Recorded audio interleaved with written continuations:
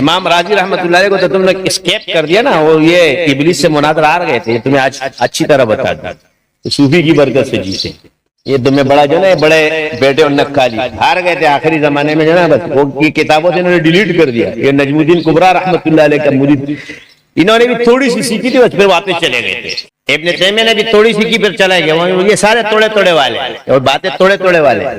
بزرگوں نے جتنا کیا سر، لیکن انہوں نے کہا مجھ سے تعلق مت توڑنا.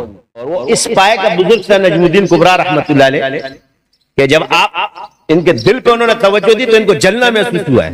تو اس نے کہا حضرت میرے دل میں کچھ جل رہا ہے. تو فرمایا تیرے جو ظاہری علم ہے وہ جل رہا ہے. انہوں نے کہا وہ روک دو، میں نے اتنی محنت کی، آپ اس کو جلا رہے ہیں. تو کہا بھائی اس سے بڑھ کر اللہ تمہیں دے گا، ابھی رک جاؤ. کہا نہیں حضرت یہ میں نہیں جلانے دوں گا. اب پھر حضرت نے فرمایا اچھا میں زبردستی تو نہیں کرتا، لیکن مجھ سے تعلق رکھا کرو. جب اتنا بڑا عالم اس کو فکر پیدا ہوئی کہ بھائی تصوف سیکھنی چاہیے، تو کس کھیت کی مولی ہے بھائی؟ وہ گیا وہاں بیٹھا ان کی ارادت میں، پھر وہاں سے واپس آیا. تمہیں مل جائے گا. تو کہتے ہیں ان کے پاس 100 دلائل تھے اللہ کے وجود کو ثابت کرنے. منطق اور فلسفے میں اتنے ماہر ہے کہ ان کی تفسیر پوری منطق اور فلسفے میں ہے. امام راضی رحمۃ اللہ علیہ کوئی معمولی شخصیت نہیں ہے. اب ہمارے ہاں جتنے کشف کے منکر ہیں نا وہ ڈیلیٹ کر دے اس بات کو. انتقال کے وقت ابلیس ان کے پاس آیا، نظر آ جاتے بزرگوں کو کوئی اتنی بڑی بات نہیں ہے.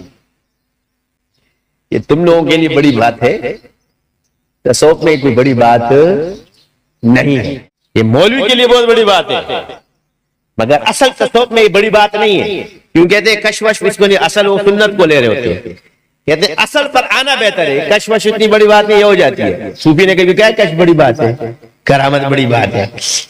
وہ کہتے ہیں ہمارے راستے کا حصہ ہے، جیسے کہتے ہیں نا آپ کا نصاب کا حصہ ہے.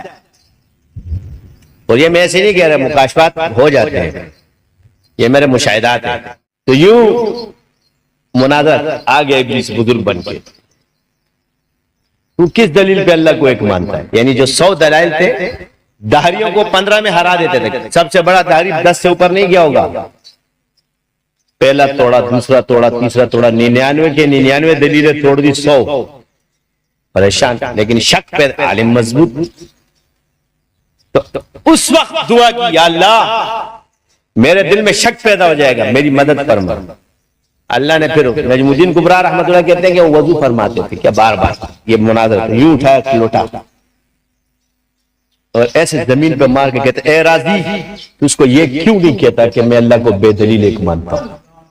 غیب میں دلیلیں نہیں ہوتی ہیں. الذین یؤمنون بالغیب سے مراد کیا ہے؟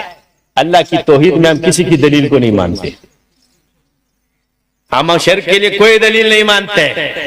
ہم نبی کی ذات میں کوئی دلیل نہیں مانتے کہ تم آؤ کہ جی یہ نبی ہے، وہ نبی ہے بس. الذین یؤمنون بالغیب، اللہ کی توحید میں کوئی دلیل نہیں ہے، وہ یکتا ہے. یہی ہمارا ایمان ہے اپنے ذات میں اور اپنے صفات میں. لیس کمثلہ شیء.